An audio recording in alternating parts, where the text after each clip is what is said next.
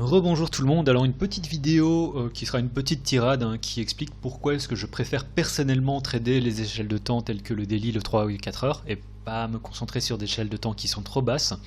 C'est-à-dire que j'ai vu ce chart du 30 minutes ici sur BTC et qui est une parfaite illustration de la manière dont le marché peut vous piéger et totalement vous faire perdre pas mal d'argent si vous tradez ce genre de petites échelles de temps.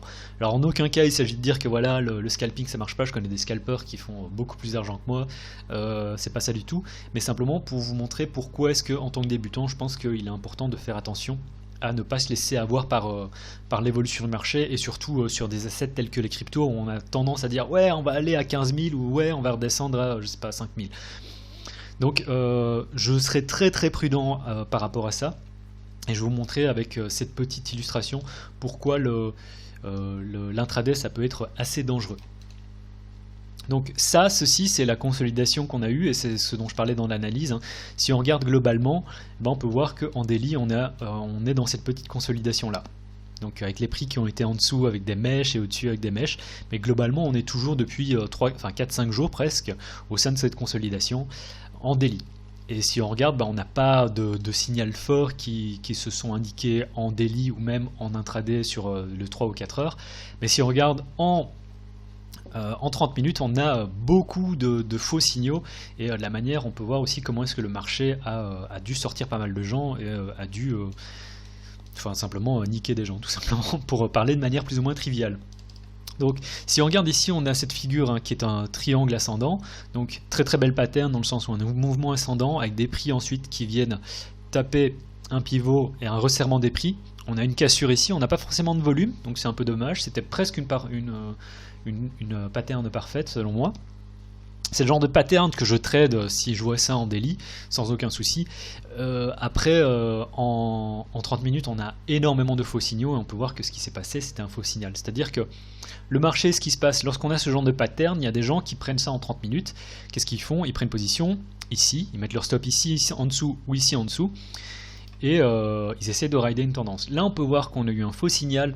Du coup, le marché a sorti tous les gens qui étaient ici, qui étaient long ici, ils se sont fait sortir ici, ou ils se sont fait sortir ici. Je pense pas qu'il y ait beaucoup de traders qui soient capables de mettre leur stop ici, et quand bien même ils auraient mis leur stop ici, ils seraient sortis, je pense, dans cette consolidation, parce qu'ils pouvaient très clairement voir qu'il n'y avait pas forcément quelque chose de bullish.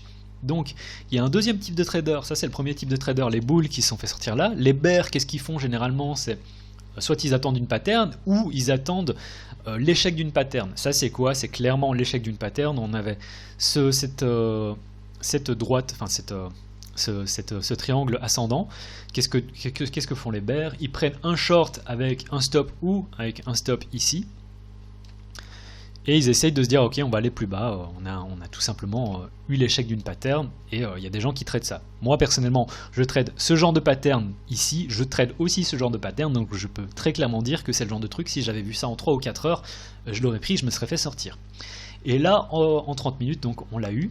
Qu'est-ce qui se passe? Les shorters prennent une position short, ils sont très contents avec leur entrée, on peut voir que les prix se stabilisent un peu, et d'un seul coup on a eu un deuxième push vers le haut où on se fait sortir en tant que bear et on a une stabilisation des prix au sein encore d'un petit range où les gens ont toutes les chances de repasser bullish ou bear. Comme j'ai dit dans la vidéo d'analyse, ça c'est quelque chose, je sais pas comment est-ce qu'on se place dessus pour un trade, je sais pas si les gens qui se long, je sais pas comment est-ce qu'ils font, alors peut-être qu'ils se disent ok on a une action, enfin pour moi j'ai aucun signal là-dessus, mais ils se disent ok on a quelque chose de super bull et du coup ils mettent leur stop ici, s'ils mettent leur stop ici ils se sont fait sortir.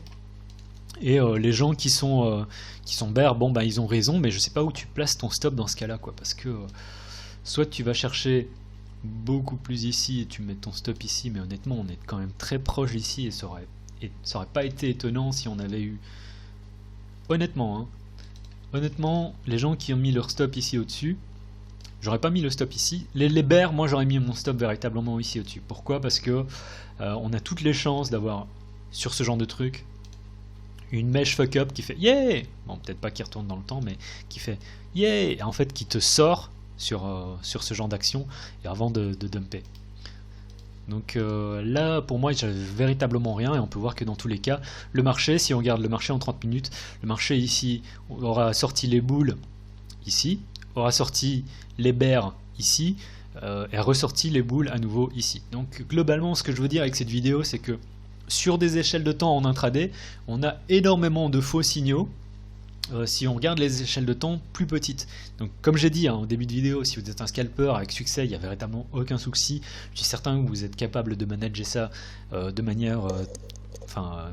de très très bonne manière, mais j'essaie simplement d'avertir en fait les débutants, et j'essaie surtout aussi d'expliquer pourquoi personnellement je fais des analyses en weekly, en daily et ensuite en intraday en 3-4 heures. C'est simplement parce que de 1, les analyses que je fais sont valides un peu plus dans le temps. Si maintenant je commence à faire des analyses dans le 30 minutes, je dois faire des analyses peut-être 2 fois par jour, et c'est difficile pour vous de suivre. Mais aussi simplement parce que le nombre de faux signaux sont beaucoup plus nombreux sur des échelles de temps en daily.